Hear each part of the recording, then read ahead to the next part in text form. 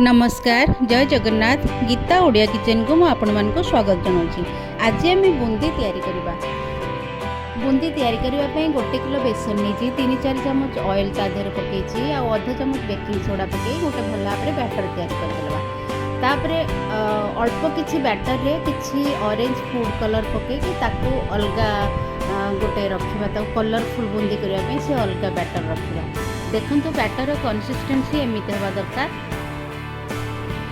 Batter को 10-15 minute रखीदे। तापर गोटे कड़े गोटे लीटर तेल दबा। तेल भल भाव में गरम हो सारा पर गोटे जाली चटुरे आम डंकी साहाଯ୍य आम से बैटर को पकेबा और जाली चटू टिके अल्प अल्प झाड़ीदे जहाँद्वारा से कणारे बूंदीटा जमी तेल में पड़क भल भाव में फुलीज।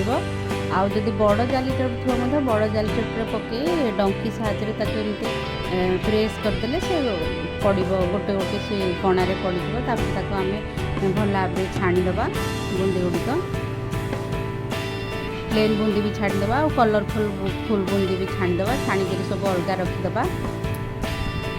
देखो छाणिक सब अलग रखी छाणिकी सब रख सारा पर आम गोटे चीनी सीरा बनवा। गोटे किलो चीनी नवा और 250 मिलीलीटर खंडे पानी नवा।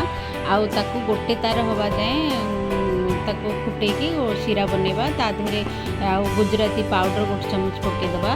तापर बूंदी गुड़िक ता देहरे पकई ताकू अधा घंटा खंडे सोक करने को दवा। चीनी सीरा गुड़िक ता भितर भेदीज बूंदी भितर भेदीगला आमर बूंदी रेडी हो। बूंदी रेसिपीटी केमती लगला कहे। जदि आपण मो चैनल को नुआ आछंती लाइक सब्सक्राइब शेयर निश्चित करदेवे। आ बेल आइकन को दबाइबा को जम्मा भूलिबेनी। धन्यवाद।